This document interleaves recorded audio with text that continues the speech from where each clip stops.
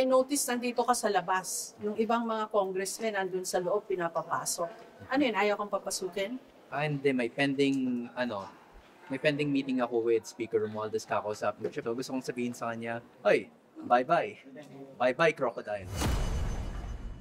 Okay, una sa lahat, ang kalaban ko talaga ay si Martin Romualdez kasi siya yung mga nag-issue. Siya yung doon nag-umpisa lahat ng mga issue ko. Tapos, si BBM naman, nisip ko, oy, baka protektahan niya si Romualdez. So, kinalaban ko na din si BBM. So hindi totoo yung sinasabi nila sa'yo, ni Congressman Puno and the others, who are questioning your mental fitness. The burden of proof lies with them. Kung sila yung magsasabi na baliw ako o may problema sa utak ko or I'm mentally unwell, then they are the ones who have to prove it. Bakit ka daw ba meow ng meow? Kasi mahilig ako sa posa. Oo, Sabi na parang, oy, Abnoy yan. Bakit nung ginagawa niya, hindi yan yung gawain ng mga normal.